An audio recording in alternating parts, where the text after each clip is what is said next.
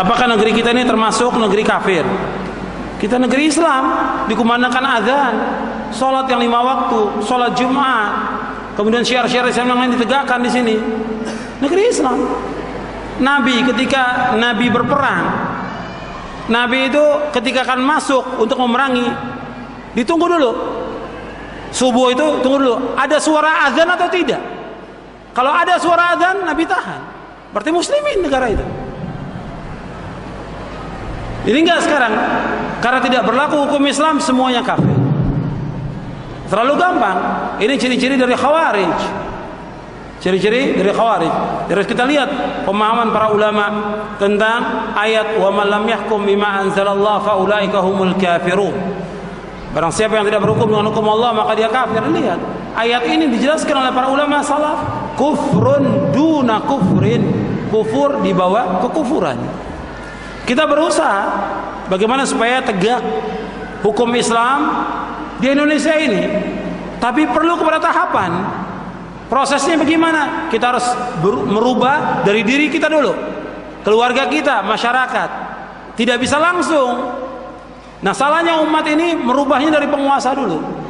Kalau penguasa nggak mau, kafir. Merubahnya dari mana? Dari diri kita. Karena Allah yang menyuruh. Innallaha la yughayyiru ma biqaumin hatta yughayyiru ma bi anfusihim. Dalam surah Ar-Ra'd ayat 11. Sesungguhnya Allah tidak akan merubah satu kaum sehingga mereka merubah apa yang ada pada diri mereka. Ya, taghyir rabbani. Bagaimana taghyir rabbani?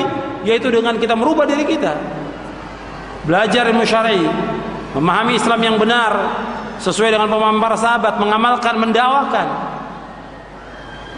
Kita, istri kita, anak kita, keluarga, masyarakat, rubah dulu. Kalau kita sudah rubah, insya Allah janji Allah itu pasti akan datang, dan Allah pasti akan memberikan kemenangan kepada kaum muslimin. Dan kemudian yang kedua, tentang masalah penegakan syariat Islam. Penegakan syariat Islam pertama kali yang harus didahulukan yaitu tentang menegakkan tauhid di muka bumi. Sebagaimana Allah berfirman dalam surah Yusuf, "Inil hukmu illa lillah, amara alla ta'budu illa iyyah."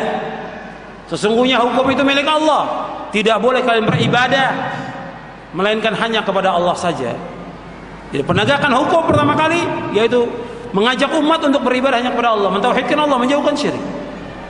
Itu yang pokok, yang merupakan tujuan diciptakan jin dan manusia oleh Allah. Wa ma khalaqtul jinna wal insa illa liya'budun.